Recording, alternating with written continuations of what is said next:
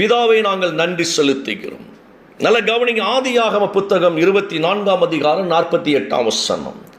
தொடக்க நூல் 24:48 வாசிக்கின்ற பொழுது, தலை குனிந்து கர்த்தரை பணிந்து கொண்டார் எலியேசர். நான் என் எஜமானனுடைய சகோதரன் குமாரத்தியை, இந்த வார்த்தையை நல்லா கவனித்துக் கொள்ளுங்க, நான் என் எஜமானனுடைய சகோதரன் குமாரத்தியை அவருடைய குமாரனுக்கு பெண் கொள்ள என்னை நேர்வழியாய் நடத்தி வந்த என் எஜமானனாகிய ஆபிரகாமின் தேவனாயிருக்கிற கர்த்தரை நான் துதிக்கிறேன். மேலும் தொடக்க நூலில் வாசிக்கிறோம், நான் ஆண்டவரை வணங்கி தொழுதேன், ஏனெனில் என் தலைவரின் சகோதரியின் மகளையே அவருடைய மகனுக்காக பெண் பேச வருமாறு நேர் வழியில் என்னை நடத்தி வந்த என் தலைவர் ஆபிரகாமின் கடவுளாகிய ஆண்டவரை நான் போற்றினேன். யார் பாருங்களேன், எலியேசருங்க. ஆபிரகாமுடைய வேலையால் கர்த்தரை துதிக்கிறார். அந்த மனுஷன் ஏன் கர்த்தரை துதிக்கணும்? சம்பளத்துக்கு வேலை பார்த்துட்டு சும்மா இருந்திருக்கலாமா? அந்த மனுஷன் நல்ல வேலை பார்க்கிற, சம்பளம் கொடுக்கிறார் ஐயா, அந்த சம்பளத்தை வாங்கி நம்ம ஜாலியா இருக்கலாம், குடும்பத்தை பார்த்துக்கொள்ளன்னு சொல்லி அந்த மனுஷன் அப்படி வாழ்ந்து இருக்கலாம். ஆனால் ஆபிரகாமுக்கு உண்மையாய் இருந்தார். ஏனென்றால் ஆபிரகாம் தேவனுக்கு முன்பதாய் உண்மையாய் இருக்கிறார். இந்த வார்த்தை ஆழமா பதிக்கிறேன் உங்கள்கிட்ட. நாம் கர்த்தருக்கு முன்பதாய் உண்மையாய் இருந்தால் நம்முடைய சந்ததி தேவனுக்கு முன்பதாய் உண்மையாய் இருக்கும். நம்மிடத்தில் சேருகிறவர்கள் உண்மையாய் இருப்பார்கள். நல்லா கவனித்துக் கொள்ளுங்க. நம்முடைய வீட்டு வேலையாட்கள் நம்மிடத்தில் உண்மையாய் இருப்பார்கள். எவ்வளவு பெரிய வார்த்தைக்குள்ள வருது பாருங்க, சத்தியம். ஆபிரகாம் உண்மையாய் கர்த்தரை ஆராதித்து தேவனுக்கு பயந்து தேவனோடு கூட உறவாடின ஒரு மனுஷன். ஈசாக்கை தேவனிடத்துல நடத்தின ஒரு மனுஷன். இதையெல்லாம் எலியேசர் பார்த்து வளர்ந்து கொண்டிருக்கிற அந்த வீட்டில் வேலையாளாய் இருக்கிற மூத்த வேலையாளவர். இப்ப அந்த ஆளுக்கு ஒரு ப்ரமோஷன் கிடைக்கிறது. என்ன ப்ரமோஷன் தெரியுமா? எலியேசரே, என்னுடைய ஊருக்கு போப்பா,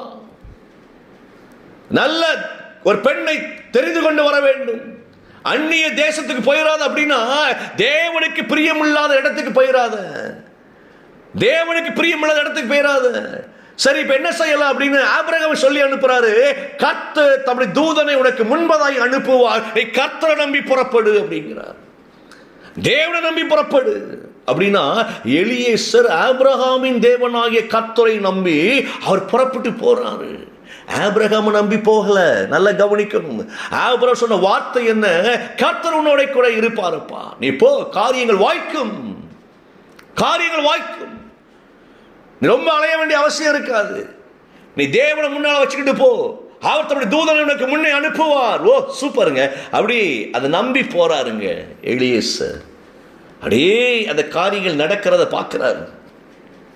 கர்த்தரை நம்பி போனாரு, கர்த்தர் காரியங்களை வாய்க்க பண்ணினார். எவ்வளவு பெரிய வார்த்தை பாருங்களேன்.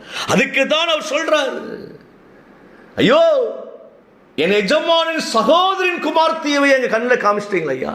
முறப்பண்ணு ஈசாக்கிற்கு ரெபெக்காள், எஜமானின் சகோதரனுடைய மகளையே காமிச்சிட்டீங்களா. எவ்வளவு பெரிய ஆண்டவரை எண்ணி. எங்க ஆபிரகாமின் ஆண்டவர் சும்மா நீ சாதாரண ஆளா அப்படின்னு கர்த்தரை புகழ்றாரு பாருங்க. தேவனை புகழ்கிறார். நீ சூப்பர், என்னை நேர் வழி நடத்தி கொண்டு வந்திருக்கீங்க அப்படிங்கிறார். இந்த வார்த்தைகளை கவனிங்க. தேவன் தம்முடைய ஜனத்தை நேர் வழியில் மட்டுமே நடத்துகிறவராய் இருக்கிறார். நம்ம பல குறுக்கு வழிகளை தேடுவோம், ஆனால் கர்த்தரை நம்பினோம் என்றால் அவர் நடத்துகிற பாதை நேர் வழியாய், எந்த தடைகளும் இருக்காது அந்த வழியில. நல்ல கவனிங்க இந்த வார்த்தை. எந்த தடைகளும் இருக்காது கர்த்தர் நடத்துகிற பாதையில. நாம் நினைக்கின்ற பாதைகளில் பல தடைகள் இருக்கும். ரொம்ப பிடிச்சிருந்துச்சுங்க அது காலையில் இந்த மனுஷனுடைய அந்த ஸ்தோத்திரம். அவர் ஸ்தோத்தரிக்கிறார், துதிக்கிறார். ஒரு வேலையாள், நான் அழுத்தி சொல்றேன், ஆபிரகாமின் வேலையாள். அப்ப ஆபிரகாம் எவ்வளவு சாட்சியா தன்னுடைய வேலையாட்களுக்கு இருந்திருப்பார். யோசித்து பாருங்க, எவ்வளவு சாட்சியா இருந்திருப்பார் அவர். இன்னைக்கு நீங்களும் நானும் தேவனுக்கு முன்பதாய் ஒரு காரியத்தை புரிந்து கொள்ள வேண்டும். இன்னும் உண்மையாய் ஆண்டவரை நாங்கள் உமக்காய் வாழணும். இன்னும் உண்மையாய் உங்களுக்கு வரக்கூடிய ஆசீர்வாதங்கள் நேர் வழியாய் வந்து சேரும். பயப்படாதீர்கள். குறுக்கு வழி யோசிக்க வேண்டிய அவசியமே இல்லை. நம்ம உண்மையாய் இருந்தால் போதும், அவ்வளவுதான். வழிகளை கர்த்தர் வாய்க்க பண்ணுகிறவராய் இருக்கிறார். வாழ்க்கை ரொம்ப எளிதாய் வாழ முடியும். நான் அடிக்கடி சொல்லக்கூடிய காரியம் அதுதான். எளிதாய் வாழ முடியும். உபத்திரவத்தின் மத்தியில் சுகமாய் வாழ முடியும். வனாந்திரத்தின் பாதையில் கால்கள் வீங்கல, செருப்பு தேயல, ட்ரெஸ் அழுக்காகல, வளர வளர எல்லாம் வளர்ந்துச்சு. தேவன் நடத்துகிற பாதை அது அப்படிப்பட்ட மகிமையாயிருக்கும். அந்த பாதையில பாதி பேர் செத்து போனா. ஏன்னா அது அவங்க நடந்த பாதை. கர்த்தர் நடத்தி வந்ததை ஏற்றுக்கொள்ளாதபடிக்கு, கர்த்தர் நடத்தி வந்த பாதைகளை அறியாதபடிக்கு அவர்கள் எகிப்தில் நடந்ததையே நினைத்து நினைத்து நினைத்து பேசி பேசி முறுமுறுத்து தேவனுக்கு விரோதமாய் அவர்களே வழியிலே மாண்டு போனார்கள்.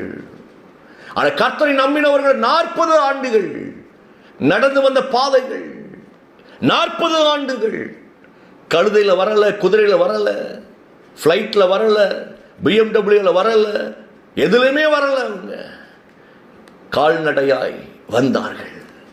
அந்த கால்கள் வீங்கல. இயேசுவின் நாமத்தில் செருப்பு தேயல. யோசித்து பாருங்க. வனாந்திரத்தில் 40 வருஷமா செருப்பு தேயலையா? நமக்கு 10 செருப்பு 20 செருப்பு வாங்கி வச்சாலும் திருப்தி ஆக மாட்டேங்குது. வீட்டுக்குள்ள ஒரு செருப்பு, வீட்டுக்கு வெளியே ஒரு செருப்பு, ஒவ்வொரு நாளைக்கு ஒரு செருப்பு, ஒவ்வொரு ட்ரெஸ்ஸுக்கு ஒரு கலர் செருப்பு, அதில் அப்படியே நாட்டத்தில் ஓடிக்கிட்டே இருக்கும். ஆனால் ஒத்த செருப்பு தேயலை. மொத்த நாளுக்கு ஒத்த செருப்பு மொத்த நாளுக்கு தேயலை.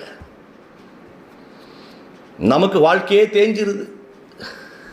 நான் சொல்கிறேன் உங்களுக்கு, நாம் வளரும்படியாய் கர்த்தர் நம்மை நடத்துகிற பாதை ஆசீர்வாதமாக இருக்கும்.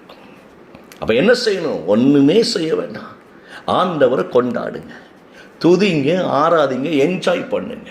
உண்மையாய் கர்த்தர் ஆராதிச்சு கொண்டு இருந்தாலே போதும்.